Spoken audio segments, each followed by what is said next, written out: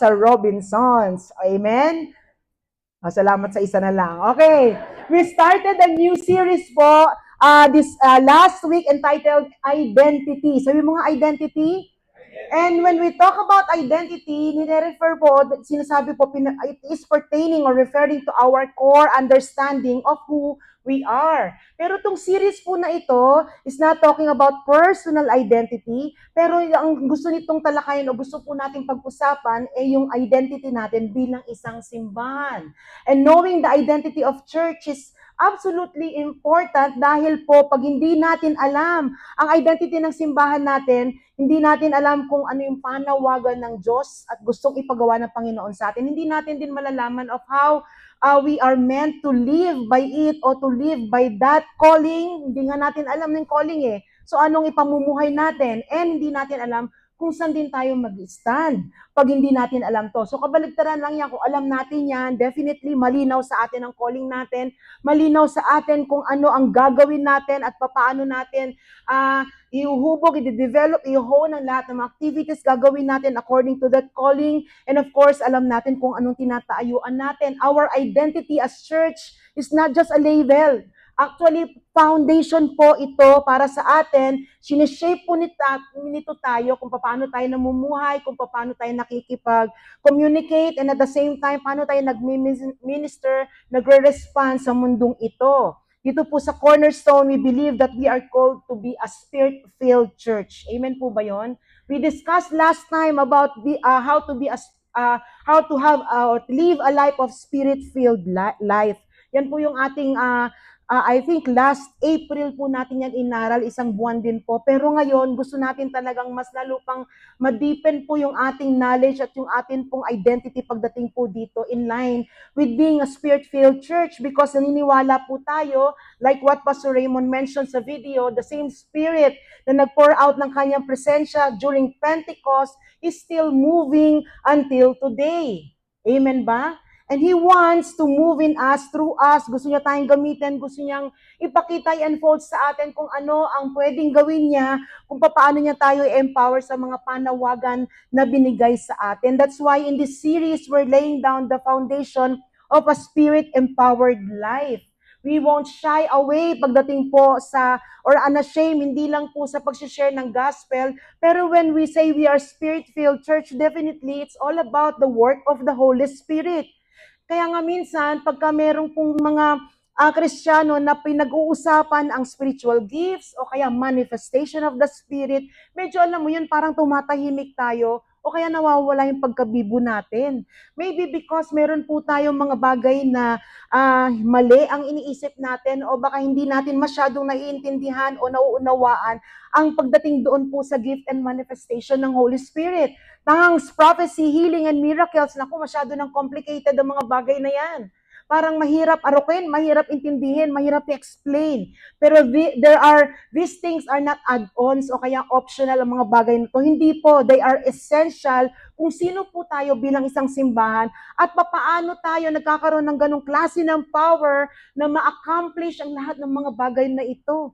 Minsan nga po tinitignan ko way back from pandemic hanggang ngayon, paano po sinusustain ng Panginoon ang monthly na binabayaran natin, paano tayo nakakaroon ng mga activities, mga event na hindi naman po ganun kamura. I was asked by, nung may meeting po kami ni Pastor Bernice, nag-meeting po kami sa online, tinanong niya ako, ganyan ba ang mga churches sa Pilipinas? And sabi ko, nag-iisip ako, sabi ko, I think meron, pero hindi maraming simbahan ang talagang willing gumastos ng millions para sa mga event. Kasi bakit isipin lang nila million, lagay na lang natin sa bubong natin, lagay na lang natin sa building natin, huwag natin gamitin sa events.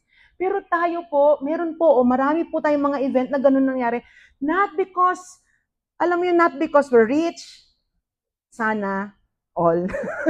Sana ganun po, no? Not because we're rich, pero our God is rich. Amen po ba? And He is providing and sustaining every event and every plan that we have as long as we heard from Him, ginagawa po natin at ina-accomplish natin ang mga bagay na yan. They are essential to who we are as Spirit-filled church. We are committed to living out the gifts of the Holy Spirit. So ngayon po, ngayong umagang taking a closer look and going deeper into one of the most talked about and often misunderstood expression of the Spirit-filled life. Ito rin po ang title ng week 2 natin sa ating series, which is Speaking in Tongues. Pwede bang sabihin mo, Speaking in Tongues daw? And isa lang po ang aking hihingi ng, ano ba, I will submit to you. Pwede po bang magkaroon tayo ng open heart and open mind pagdating po dito? Amen po ba? Yes, we have different, ano ba, na pagkakaintindi o outlook sa mga bagay na to. Pero here, the things na amin pong ilalatag sa bawat isa po sa atin and allow the Holy Spirit to move through us, in us. Ano man ang mga bagay na gusto niyang i-reveal sa atin at i-unfold, wag natin hayaan na tayo mismo maghihinder ng mga bagay na yan. Amen po ba? So, let's go straight to the scripture that changed everything, the moment when the church was birthed in power. Acts 2, 1 to 4. Sabi po dito, when the day of the Pentecost came, they were all together in one place. Suddenly, a sound like the blowing of a violent wind came from heaven and filled the whole house where they were sitting. They saw what seemed to be tongues of fire that separated and came to rest on each of them. All of them were filled with the Holy Spirit and began to speak in other tongues as the Spirit enabled them. So, malinaw po dito na Holy Spirit ang nag-enable, siya ang sa kanya nagmula, siya ang nagbigay ng power na ito. Yung outpouring ng Holy Spirit, nothing, wala na pong pwede nating pagkuhanan, pag-isipan. Is it them praying? Is it them just waiting diligently? Is it their heart? Yun bang condition ng heart nila? Pero you know what? Hindi po. Yung pong time na talagang binigay ng Panginoong Diyos para ang outpour ng Holy Spirit na to ay napangyari sa oras na kung saan tinalaga para po talagang maranasan nila, ma-empower sila, pero it's the Spirit who enabled them. So, minsan marami tayong mga iniisip na pagdating po sa speaking in tongues or empowering ng Holy Spirit, ano bang mga qualification, ano bang requirements, ano bang dapat kong gawin, ano ba yung dapat kong mga ayusin sa buhay ko para talaga yung sinasabing empowering, yung sinasabing infilling o kaya pag pour out ng Holy Spirit ay patuloy na maranasan ko. Pero you know what? Hindi. Wala po sa mga ganong mga bagay because hindi tayo ang nagdidesisyon, hindi tayo nag-enable kung hindi ang lahat ng yan ay galing sa ating Holy Spirit, sa ating Panginoon, sa ating Diyos Ama. Amen po ba? Speaking in tongues isn't a fringe topic. Hindi daw po ito mga topic na unusual kasi yung mga topic na yan eh. Naku, hindi kasi common yung mga topic na yan. Kaya dapat din natin pinag-uusapan yan. It's uncommon. Discretion, kapag siguro may Holy Spirit night, doon lang natin pag-usapan yan. Pero sa Sunday service, parang hindi masyadong dapat pag-usapan yan. May mga ganun po tayo. Pero it should not be seen as marginal or nasa edge lang. Instead, tingnan din po natin siya how essential or central part ito ng ating buhay Kristiyano, of who we are. It's a biblical gift, regalo sa atin. Meron na po ba kayong regalo na inayawan ninyo? Meron na po ba? Siguro no, pagkilala nyo talaga, tapos parang, katulad nga nun, di ba, Pastor Fred will always give a gift na talagang sobrang ma-amaze ka. At lagi ko po sasabihin sa kanya, hey, ayoko niyan. Gano'n, di ba? Kaya nagagalit po siya.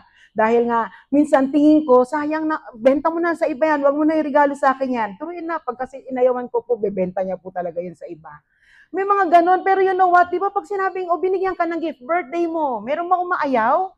Hindi, di ba? Biblical gift daw po ang speaking in tongues, given by the Holy Spirit. That plays a vital and essential role in the life and identity of Spirit-empowered church. Over time, itong topic po na to has been met with all the hesitation, all kinds of hesitation, confusion, pero dito po sa Cornerstone, we're committed to teaching the full truth of God's Word pagdating po sa gifts of the Holy Spirit. It is given to build up His church. So let us take a moment to quickly review yung pong ating narinig na 3 points kay Pastor Raymond as a ground para po sa message natin ngayon.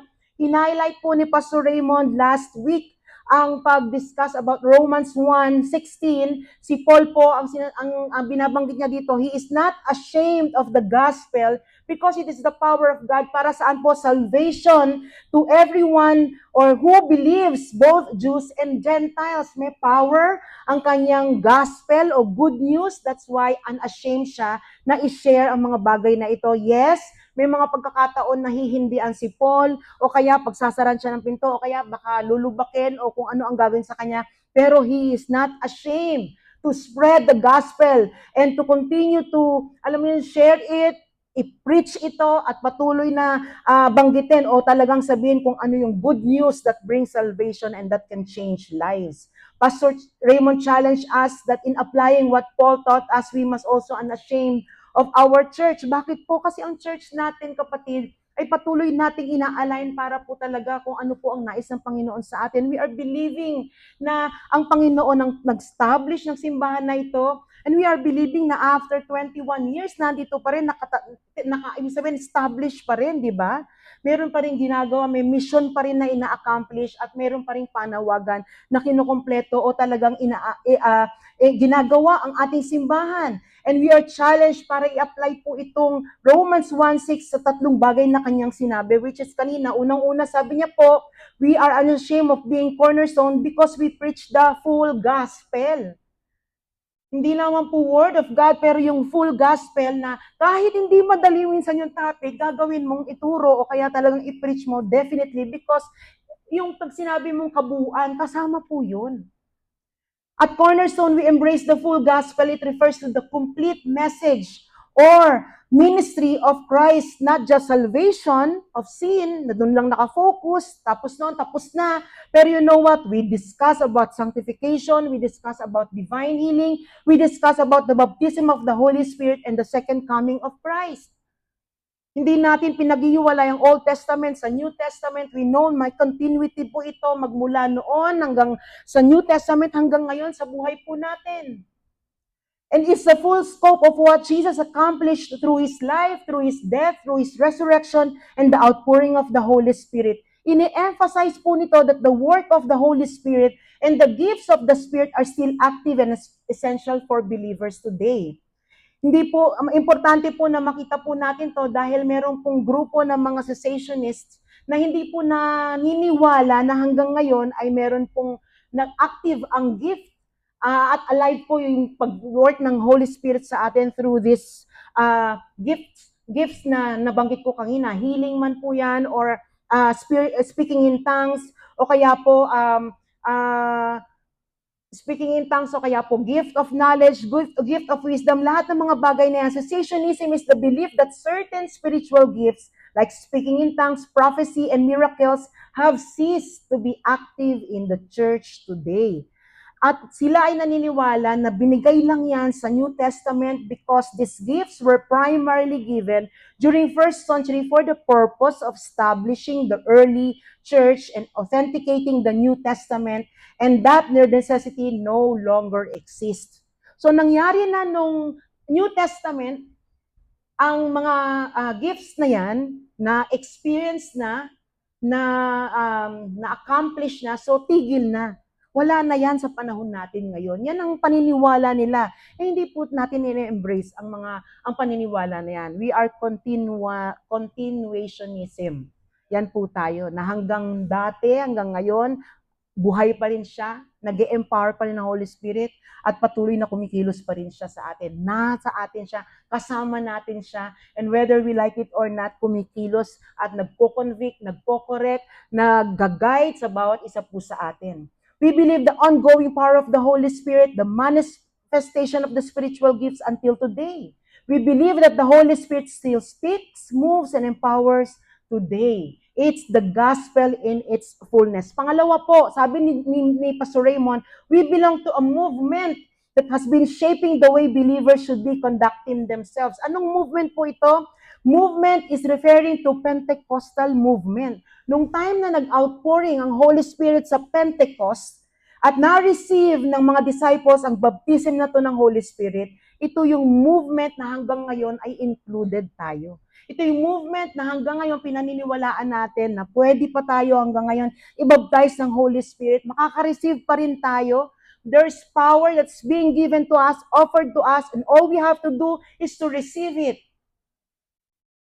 Last week, we talked about Joel's prophecy and Peter's sermon that connected the outpouring of the Spirit to the birth of the church. And we said, Pentecost was not just event, launch po ito para sa mission na gustong ipagawa sa atin ng Panginoong Diyos. Nung time na yon para sa kanila, dahil sila ang kausap, there's a great commission. Hanggang ngayon, wala naman pong nagbago sa mission natin bilang Kristiyano. We are to go and disciple all nations. Amen po ba? Wala namang sinabing, baguhin na natin kasi ang tagal na niyan. More than 2,000 years ago. So baguhin na natin, kahit ano pong pagbabago ang gawin natin, pupunta, mag-bottom line po niyan is to evangelize and to disciple. Number 3 po, we know we are called for a purpose and each of us must heed the call. And when we are saying heed the call, hindi lang ito about our assignment, it is also about our identity. It is not just about doing, it is about our being. Kung nagiging sino tayo at kung paano tayo nababago ng mga bagay na ito. Unless we embrace our identity, we would have a hard time completing the assignment. Baka kapatid, nalilimitahan tayo ng mga bagay na hindi naman tama ang ating pag-intindi. O mga katuruan na in-embrace natin, o mga bagay na na-experience natin, that until now, yun ang tinayuan natin, yun ang pinaniwalaan natin, and we don't want to just really give the Holy Spirit a chance para talaga mag-move at patuloy na i-unfold niya ang kanyang sarili sa bawat isa sa atin. We must embrace our identity as a Spirit-filled believer. Dapat sabihin na natin sa sarili natin, ako ay tumigil-tigil ka dyan sa kalulungkot-lungkot mo at sa kaka-anxiety mo, depress mo, anak ka ng Diyos. Yes, hindi lang po ito parang ano ba to, inaano lang ba natin yung ating mindset? Hina-hype lang ba natin? Pero yun ang katotohanan, kapatid. And lagi kang pupunta sa katotohanan, even the word, sinasabi yan, identity mo, binago ng Panginoon, anak ka na niya. And we have to stand doon. Yes, totoo. At realidad, ang mga bagay-bagay na nangyari sa atin. Totoong nawawalan tayo ng pera, totoong nawawalan tayo ng joy, totoong nanghihina po tayo. Pero you know what? God can always be our source. We can always stop from Him. And you know what? The strength of the Lord will always be upon us.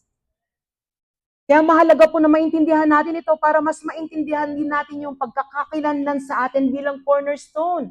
And how can we live it out or apply in our lives? There is no other way but, of course, the power and the presence of the Holy Spirit. One of the primary ways we experience and express this is through speaking in tongues. Marami pong ways. Kapatid kapag ikaw ay in-empower para mag-share ng gospel, hindi mo alam kung bakit ganun kalakas ang loob mo mag-share ng gospel, it is the empowering of the Holy Spirit. Kapag ikaw naman, kapatid, ay patuloy na nagiging fruitful at yung fruit ng Holy Spirit ay patuloy na nakikita sa iyo, yan ang Holy Spirit na nananahan sa iyo. Active siya. Pero kapatid, wag nating, talunan. O kaya wag natin, wag na yung speaking in tongues. Okay na yung fruit of the Spirit na nakikita sa akin. Okay na yung empowered ako sa ministry o pag-share ng gospel. Speaking in tongues, wag na lang. May ganun po kasi tayo Pero the thing is, it's one of the primary ways we experience and express yung presence at power ng Holy Spirit. And since speaking in tongues is part of our spiritual DNA, it's not something to fear or ignore. It's something po na kailangan i-discover, intindihin at i-embrace. We don't want to force you kung ngayon ayaw pa o wala pa. Okay lang po yan. Pero the thing is, open po tayo. Ito pala ang cornerstone. So are you willing to also embrace yung ating pong tinatayo at yung aming sinasabi sa inyo that we are a Spirit-filled church. Remember sa atin pong statement of faith number 9, we believe in the baptism of the Holy Spirit as a real experience or subsequent to salvation with the scriptural evidence, namely speaking in other tongues. Naaral din po natin yan nung tayo ay umattend dito. So meaning, isang statement of faith ng simbahan natin yan, di ba? Sabi ko nga po sa inyo, if you are new sa ating simbahan, you tend to look at the statement, baka mamaya at the long run, meron kang sabihin, bakit sila nagagato? Bakit sila nagaganyan? Kasi from there pa lang, malalaman nyo na po kung ano ang stand at ano po ang pinaniniwalaan ng Cornerstone. Mas maganda yatang maumpisahan natin ito so that we will know what is speaking in tongues. Sabi po dito, speaking in tongues, also known as glossolalia, is a supernatural gift given by the Holy Spirit. Now, minsan natatakot tayo pag nakita natin yung word na supernatural, magiging superwoman ba ako niyan o superman o kaya ano pa man, pwede invisible ba? O may mangyayari ba sa akin? Hindi kapatid, supernatural mainly because galing yan sa Holy Spirit. Someone who is supernatural is giving you that gift, the Holy Spirit. It's when a believer speaks in a language they have never learned, di nila maintindihan, a spiritual language enabled, empowered by the Holy Spirit. Ulitin ko po ulit, ikaw ay nagsasalita in a known language na in-enable din ng Holy Spirit. Kapag wala po na unknown language o foreign language na lumalabas, it's okay. Pero for you to look at others and seeing them na nag-speaking in tongues sila, now you know, meron siyang, alam mo yun, ini-enable siya ng Holy Spirit to have that tongues. Pero mga ibang tao na sabi, kaya lang, bakit ganun? Puro laktom, asan si Alan? Puro laktom, parang puro gatas so anak niya, kaya yata yun, Hindi na natin problema yun, kapatid. Huwag na natin problemahin yun. Di ba? It's between him and the Lord or her and the Lord. Baka po kapatid, nagkakasala pa tayo pagka gano'n. Merong mga tanong, disruptive, paano pag hindi naman mukhang iba pong usapan yun, of course. And the leaders of the church will definitely observe o kaya talagang may gagawin sila para po doon if it is disruptive or something like hindi po sa Holy Spirit galing. Pero you know what? When you are uttering foreign language, the Holy Spirit will never, sabihin nyo nga po, will never allow that person who is speaking in tongues na kutsain at kung ano ang sabihin sa Diyos. Hindi niya i-allow yun. Let's look at Acts 2:4-11. Kung sinasabi natin ang speaking in tongues is given by the Holy Spirit. Acts 2:4-11. And see how it happened at Pentecost. They were all filled with the Holy Spirit and they began to speak different languages. The Holy Spirit was giving them the power to do this. So, ang linaw po there were godly Jews in Jerusalem at this time and they were from every country in the world. A large crowd came together because they heard the noise. They were surprised because as the apostles were speaking, everyone heard in their own language. They were all amazed at this. They did not understand how the apostles could do this o mga common apostles o common Jews na nandun sa upper room, nakapagsasalina nito, and they said, look, these men we hear speaking are all from Galilee, but we hear them in our own languages. How is this possible? We are from all these different places. Parthia, Media, Elam, Mesopotamia, Judea, Cappadocia, Pontus, Asia, Phrygia, Pamphylia, Egypt, the area of Libya near the city of Cyrene, Rome, Crete, and Arabia. Some of us were born Jews, and others were changed their religion to worship God like Jews. We are from these different countries, but we can hear these men in our own languages. We can all understand the great things they are saying about God. So ito yung witness na nagsasabi sila how amazing God is, how wonderful God is, how great God is. Bakit po?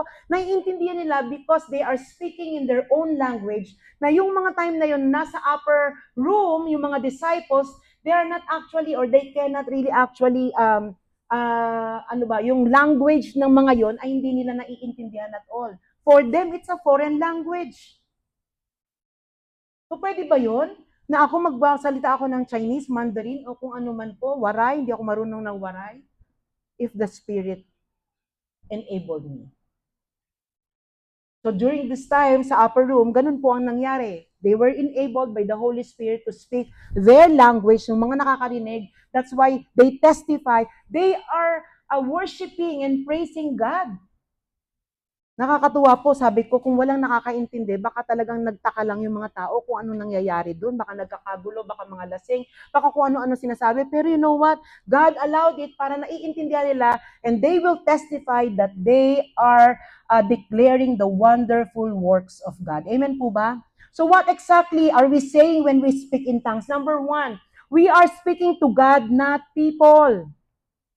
1 Corinthians 14:2, for anyone who speaks in tongue does not speak to people but to God. Instead, no one understand them. They utter mysteries by the Spirit. Kapatid, ano ba pinagsasasabi nito nagtatangs? Ito na po ang napakalinaw na explanation. Wala pong makaiintindi because they are uttering mysteries by the Spirit. And they are talking to what? To God. When you are speaking in tongues, meron po ba sa inyo nag-iisip ng mga utang ninyo? O kaya nag-speaking in tongues kayo, nag-iisip kayo na anong ulam mamaya, Father's Day, ang hirap pumila doon. Ganun po ba? Hindi, di ba? When you're speaking in tongues, you are thinking about God. And you know what? Sometimes, kapag po hindi na natin alam kung ano yung mga bagay na sasabihin natin sa Kanya, either ikaw ay in pain, o either ikaw ay sobrang saya, minsan wala ka ng words na mahanap, eto na po ang pwede mong sabihin, the mysteries ng mga bagay na sinasabi mo pagdating sa Kanya. Speaking in tongues is a form of prayer or praise directed vertically to God. Kaya kapatid, huwag natin hanapan ano daw, ano hindi ko naiintindihan kasi hindi siya horizontal. Vertically, kausap niya sino? Si God. It is not a human language unless accompanied by interpretation. The words are spiritual mysteries understood only by the Spirit and not understandable by the one who speaks or listens unless interpreted. It's like heaven's encrypted language. Wow. Unintelligible to people, but crystal clear pagdating sa Panginoon. Di mo alam po ano yung sinasabi mo. Maski nga ikaw, hindi mo maintindihan eh. Pero you know what? Sobrang linaw pagdating sa Panginoon. In that moment, you're not performing for an audience. You're entering a spiritual exchange para saan po? That is pure, intimate, and something supernatural. Number 2, we are praying or singing in the Spirit. Hindi lang pala natin kinakausap o nagpe-pray or speaking to God or not to people. Number 2, sabi dito, we are praying or singing the Spirit. 1 Corinthians 14:14, for if I pray in a tongue, my spirit prays, but my mind is unfruitful. Speaking in tongues is a spiritual language bypassing the intellectual. Yung mind natin, ang nagsasalita hindi yung brain natin, kapatid. It's our spirit. Our spirit is connected to His Spirit na silang dalawa na nagkakaintindihan. Kaya nga, di ba, minsan parang sasabihin natin, sana may interpretation na, sana alam natin kung ano yung mga bagay na yun. Pero you know what? Mga bagay na hindi pa ina-unfold o i-unfold pa lang ng ating Panginoon, doon natin lahat nasasabi sa Kanya. It is because our spirit communicates with God directly, avoiding the intellectual or conscious mind na na alam mo yun, parang kasi pag tayo, logic tayo lagi eh. Ano kaya mga ano kayang words na maganda? Sawa na si Lord sa worship tsaka sa praise. Ano kayang medyo ganyan po ang isip. Ako, Lord, mahal na mahal kita. Paano nga ba kita love? Basta Lord, love kita. Diba? Mag-iisip tayo ng mga words. Alam ng Lord yan. Your spirit is actively engaging with God even if your conscious mind doesn't understand what's being said. It's your spirit praying, not your mind or your brain. It's our inner man connecting with the Holy Spirit beyond words or intellect. Kaya siguro nga hindi talaga pinaintindi sa atin so that we will not make it, alam mo yun, logical, o kaya yung aayusin pa natin into para kang spoken kay Lord, di ba? Kailangan rhyme na rhyme para talaga magandang-maganda pag nagpray ako. Even when we don't understand what we're saying, God does, and that's what makes it powerful. Number 3, we are edifying ourselves spiritually. 1 Corinthians 14:4.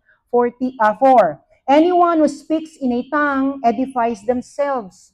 And this spiritual language builds you up spiritually like a form of a spiritual exercise. It's a spiritual workout para po sa atin. It builds our inner spirit. So, di ba? Sino ba sa atin yung una? Ayaw natin kahit nga ganong exercise lang, ayaw natin. Di ba parang ang dami kong gagawin kasi, hindi na lang. Tinatamad tayo, di dito rin. Meron din po tayong ganitong tendency, tama rin, o kaya talagang hindi tayo magkaroon ng discipline to really have this spiritual exercise in speaking in tongues. Paul affirms this gift. He actually encouraged it for personal prayer. 1 Corinthians 14:18, I thank God that I speak in tongues more than all of you. Grabe, no? Gaano kayang katalagang gaano kaya yung kanyang frequency ng pag-pray ni Paul para talaga mag-tongues. Pero ito po, sinabi niya, inaffirm niya, I speak in tongues more than all of you.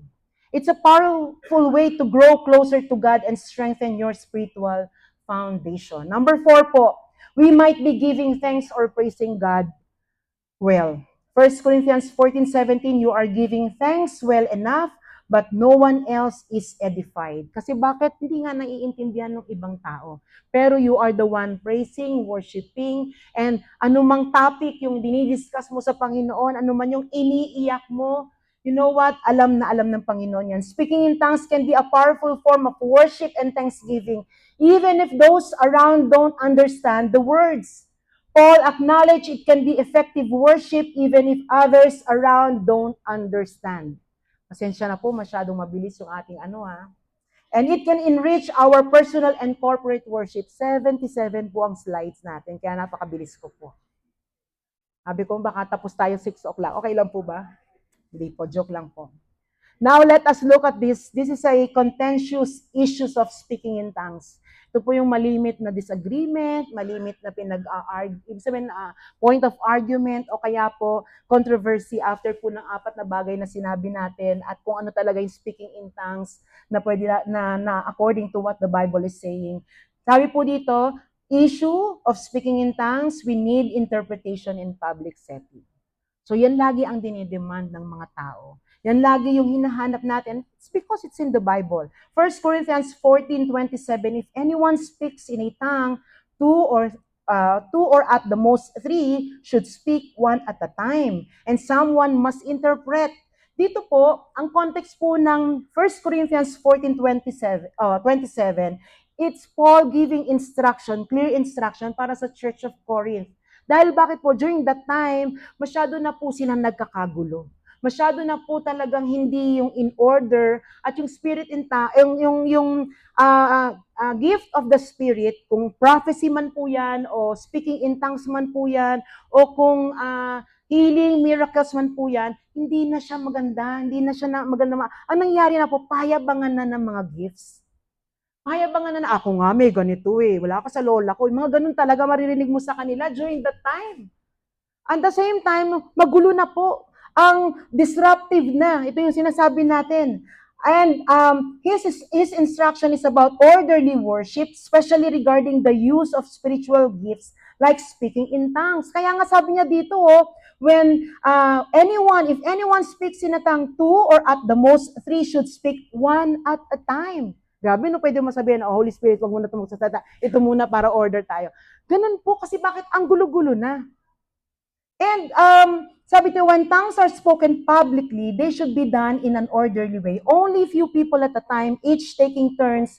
And most importantly, in public worship, tongues should be accompanied by interpretation so the church is edified. Definitely, pag sinabi po nating spiritual gifts, that is for the body. And when we are saying speaking in tongues is a spiritual gift, then if we want to edify the body, dapat naiintindihan natin kung ano po yung sinasabi nung nag-speaking in tongues. Tama po ba ako? Di po ba? Dapat may interpretation. If there's no interpretation, then Paul says in verse 28, if there is no one to interpret, let each of them keep silent in church and speak to himself and to God. Again, for what? Edification of the church and orderly worship. Malinaw po yan. Pero, however, may mga pastors po, kasama na po kami. Di ba? May mga pastors po, we encourage worship in the Spirit through tongues even without interpretation. Ito naman po yung gusto kong i-lay down sa inyo. Number 1, there should be distinction between tongues for worship versus tongues as a message. Now, ibig sabihin po na to, there are two tongues pala. May dalawang klase ng tongues po.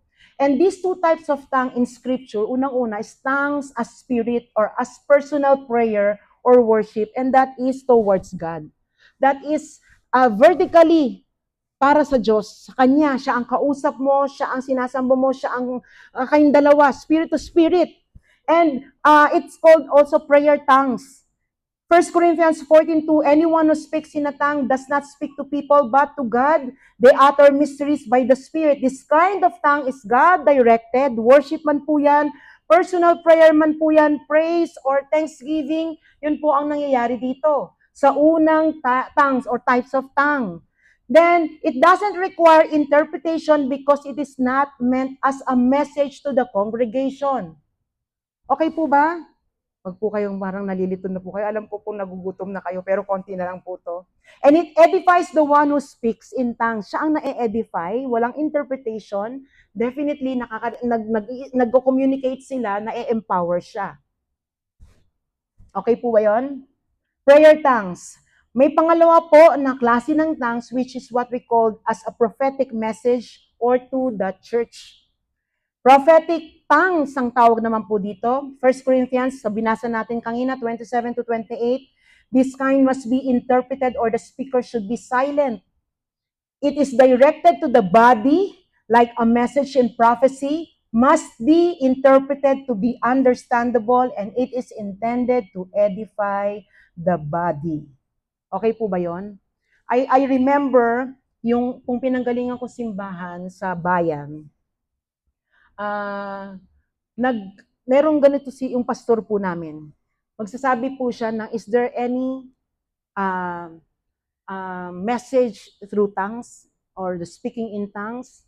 And after niya may mag-speak in tongues, meron po bang mag-i-interpret ng tongues? Meron po manaka-naka parang mga, siguro sa isang taon, parang mga 7 o 5 na merong interpretation, edifying the church. Tahimik po lahat yun, magtatangs, tapos nun may mag-i-interpret. And napakaklaro po noon pagdating sa amin. Pero meron din po mga time na sasabihin niya yon with that instruction, sasabihin niya, meron po bang magtatangs at may mag-interpret pa nung tangs. So kaya, all of a sudden, nag-worship, may biglang nagtangs, tatahimik lahat, pakikinggan yung nagtatangs, and then sasabihin niya po yon, meron po bang mag-interpret ng tangs. And you know what? Marami din po na hindi naman na-interpret yung mga tongues na yun, pero hindi po kami nagalit na, wala na, uwi na tayo kasi walang nag-interpret. Hindi po.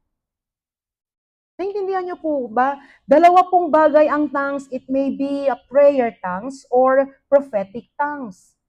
And pag sinabi po nating prayer tongues, it's ikaw, yan, na-edify, pero can be done even sa public, not disruptive.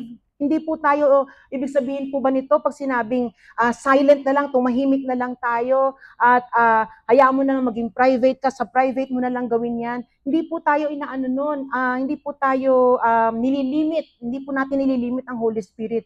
Remember the context of 1 Corinthians 14:27, magulo po. Kaya yun ang instruction sa kanila. So kung walang interpretation, tahimik ka na lang. Yun po yung way nila during that time. Pero kapatid, sa simbahan natin, hindi naman po nangyari yun nung time na tayo ay nag-tongues. Or we encourage you to pray in tongues. And it's always what we call the prayer tongues yung nangyayari po sa atin. How I wish meron pong magkakaroon ng ganitong klase ng prophecy tongues para po sa atin. Pero again, as the Spirit enables us. So some pastors allow or encourage spontaneous tongues during worship, usually worship time o kaya po prayer, because it is understood as vertical praise, not horizontal instruction. Hindi para sa iyo, hindi para sa kanya, para kay God, para sa kanya at kay God. Focus glorifying God, not delivering a message to people. It is seen as part of spiritual communion rather than a public address. Huwag nating gawing chapsuy ang yung pag-speaking in tongues, kapatid. Okay po ba yon? Huwag natin, sabi, dapat wala namang interpretation. Naku, tumahimik ka raw. Baka ganunin nyo, no? Baka mag-away pa tayo dito. This expression flows naturally in the moments of worship, similar to how believers might lift their hands or sing spontaneously. Kapatid, kapag ang cornerstone disruptive, magulo, walang order, baka ito po yung gawin natin. Baka talagang may tape po ako, talagang tetapan ko na lang yung bibig. Pero hindi naman po. Di po ba? Okay, number 2, in the flow of worship, tongues are sometimes used like singing in the Spirit. 1 Corinthians 14:15, I will pray with my spirit, but I will also pray with my understanding. I will sing with my spirit, but I will also sing with my understanding. It is common in spirit-filled churches. In fact, many charismatic or Pentecostal churches encourages singing in the Spirit. During worship, this is often a communal, non-disruptive expression like everyone praying or singing their spiritual language. Wala pong kinaiba ito sa, sige kapatid, pwede po bang sama-sama natin purihin? Let's corporately worship the Lord. And other will just say, or speaking tongues as way of their worship and, alam mo yun, speaking to God Himself. It is not meant as a message to be interpreted, but as a praise offered to God. It's a form of a heartfelt spiritual atmosphere. Number 3, pastors trust, ito po yung napakaganda, pastors trust the maturity and atmosphere of the church. Di ba kayo natutuwa? Pinagkakatiwalaan po namin kaming mga leaders, ang simbahan natin that we are already matured para po dito. Yes, may mga question. Merong mga talagang magtatanong sa'yo ng direktahan. Pero at the moment na explain mo sa kanila, may mga tao naman po na, alam mo yun, in a way, they are opening their hearts. And somehow, magugulat ka after a long while na kasama pa rin po natin. Pero hindi naman po talaga, aalis na talaga because hindi swak ang cornerstone at saka yung tao na yon, which is also okay dahil alam naman namin na doon pa rin siya sa church na kung saan ma-edify siya at patuloy na yung kasama o yung like puzzle, kaswak nung kanyang pananampalataya o kanyang statement of belief. In church where believers are taught and comfortable with spiritual gifts, ito po kung paano namin pinagkakatiwalaan ang maturity and atmosphere of the church. But actually, this is what God wants as leaders para po sa inyo. Gusto natin na maturuan at patuloy na lagyan ng lalim ang bawat isa pagdating po sa mga bagay na ito. Pastors often allow freedom in worship, trusting that the congregation understand the very context of what we are doing. If tongues happen corporately but not disruptively, it's usually treated as a collective offering to God, not a need for interpretation. Pastors, leaders trust that members know the difference between personal expression and yung sinasabing prophetic tongues or the public address. In fact, sabi ni Pastor Yang, he mentioned it, praying in tongues is the purest form of prayer. If you remember it, sinabi niya po yan nung WOW conference natin. This is actually the culture we're building in Cornerstone, a spirit-filled, orderly, mature environment. Amen po ba? And worship is free yet always reverent and in order. Yan po tayo. Yan po ang ating boundaries. Yan po yung atin pong pangbalanse sa mga bagay na ito. Number 4, it can be misused without clear teaching. Amen po ba? So kinakailangan pa rin ituro at talagang ituro at talagang ituro. Paul warns that 1 Corinthians 14:23, if outsiders or unbelievers come in, will they not say that you are out of your mind? So even in churches, they allow worship in tongues. Kailangan pa rin po ng teaching, ng clarity, and guiding or guidance para po dito. So it's always founded by love. Or without proper guidance, confusion, or might become at stumbling block para po sa iba.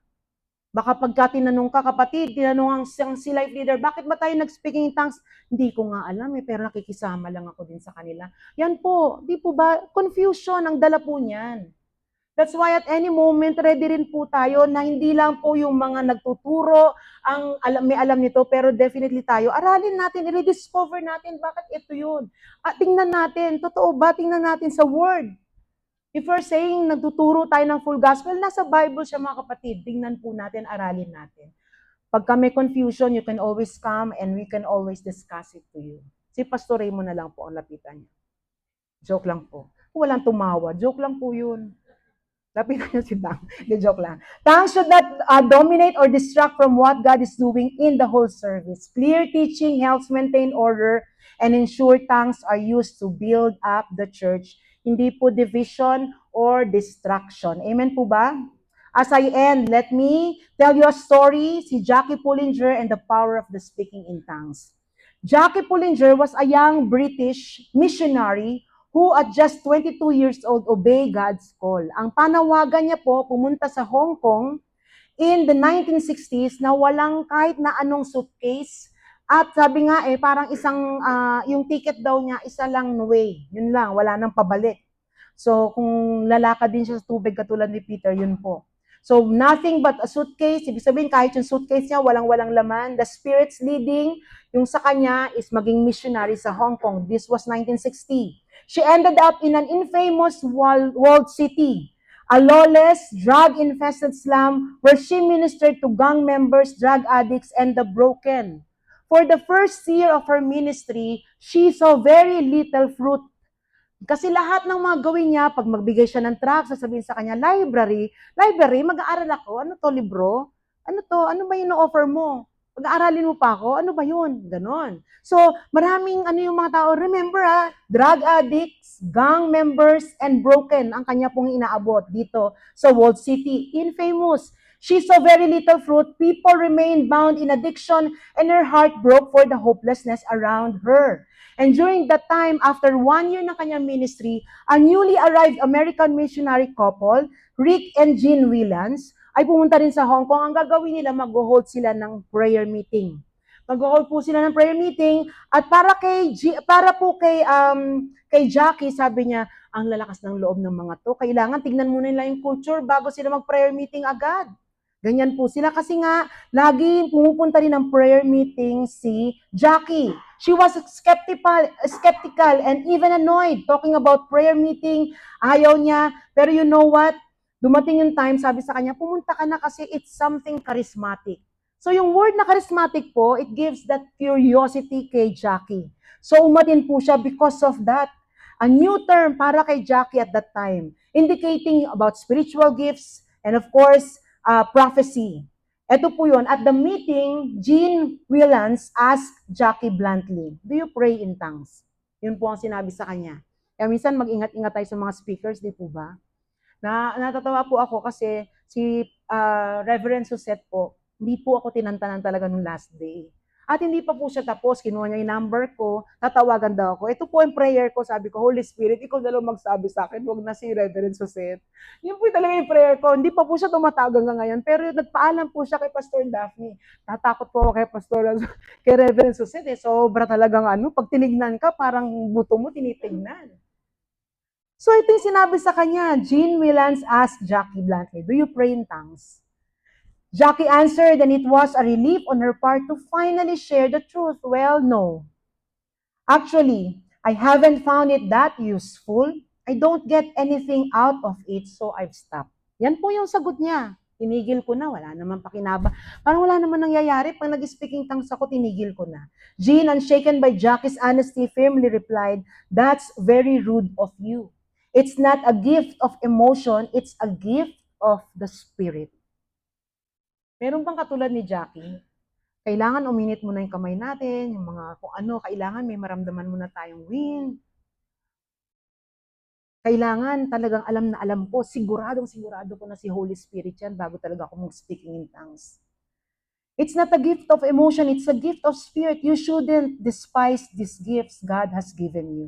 Jean and her husband Rick challenged Jackie. What is the challenge? To commit to pray in tongues daily for 15 minutes. Remember, Pastor Yang, sinabi niya, every day, he's praying 15 minutes in tongues. Dito po nanggaling yung kay Jackie Pullinger. Yan po yung sinight niya at sinabi niya na dito niya natutunan yan. Praying in tongues daily for 15 minutes. Tinry ko po ito pero parang parang yung kilay ko. Meron ditong buhok, wala dito, ganun po. Hindi ko pa talaga consistently nagagawa. 15 minutes, meron pa akong time. Minsan nagkulang pa po ako. Ang tagal naman ng 15 minutes na yan. Sabi niya to, commit to pray in tongues daily for 15 minutes. They said, do it whether you feel anything or not, just do it. Emphasizing the Holy Spirit was given and the power to enable believers to be effective for Christ. Jackie obeyed. Kahit na sabi niya, walang nararamdaman, sige na nga, hindi naman siya emotion, sige. She began praying in tongues daily, consistently, even though it felt unnatural or dry at first. She said, after 6 weeks, sabihin niyo nga po 6 weeks, after 6 weeks of praying in tongues for 15 minutes a day, I began to notice the people were coming to Christ. Addicts were being set free. Things were changing and I wasn't doing anything differently except praying in tongues. Sige po, palakpakan natin ang ating Panginoon. Sometimes, kapatid, dito tayo kagad nakakatingin, no? Addicts were being set free, coming to Christ, people coming to Christ. Ito ang pinakamalaki sa atin. Pag nag-speak in tongues daw ako, ito mangyari. Pero you know what? It's not you who will decide. Remember, it's the Holy Spirit. Give Him time. Na i-unfold ang mga bagay-bagay, huwag nating pangunahan ng Holy Spirit. Minsan baka nga wala pa tayong 1 week nagpe-pray, tapos gusto na natin kaagad makita ang mga bagay na ito. I don't know how true, pero you know what? I want to do this. Not because na-challenge ako or what, pero it's the Holy Spirit we're talking about, kapatid. Her approach, faith, not feeling. And this is also what we are laying down sa inyo. You have to believe the Holy Spirit, the work of the Holy Spirit. If you know that He empowers you, hindi lang, kapatid, yan sa work mo, hindi lang yan sa talino mo pagdating sa mga bagay-bagay, hindi lang siya sa pag-share mo, hindi lang siya gawing kang impactful sa mga ibang tao, pero kapatid, even speaking in tongues, kayang-kaya niyang ibigay sa atin. Jackie taught her new converts, often former heroin addicts, to pray in tongues daily, even if it felt awkward. She would tell them, don't wait to feel spiritual, just do it in faith. The Spirit is praying through you. Many of those who followed this practice began to experience, ito po mga na-experience, freedom from addiction, mental clarity, desire for Jesus and Scripture, power to forgive and love others.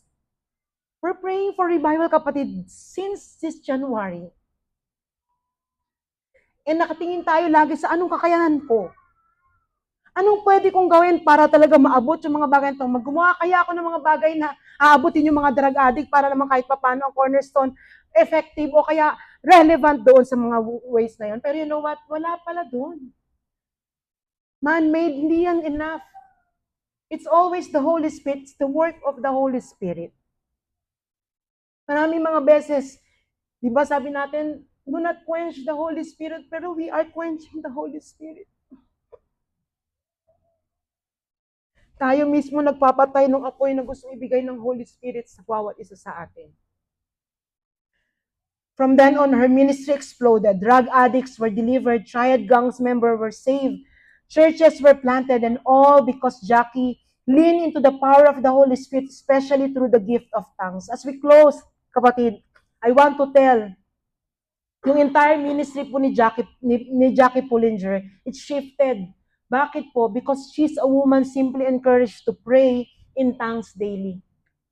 I don't know, kapatid. If you will also do this, let me know kung meron talagang nangyari o anong ginagawa ng Holy Spirit when you do this 15 minutes daily, praying consistently. There were no lightning from heaven. Diba minsan sabihin natin, Lord, kung si Paul nga binulag mo, pwede ba rin ako? Baka pwede ko maramdaman yung power mo. Baka pwede ko talaga kahit isang sign lang, Lord. Pero di ba, pagka binigyan ka naman ng sign, sasabihin mo, ikaw ba yan, Lord?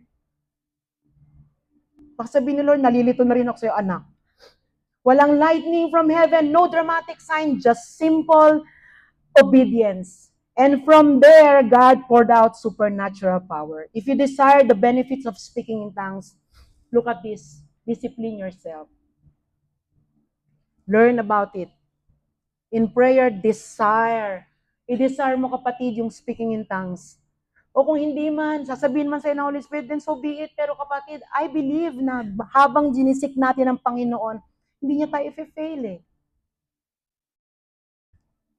Let's have discipline, not drama. You don't need an emotional moment just like in faith.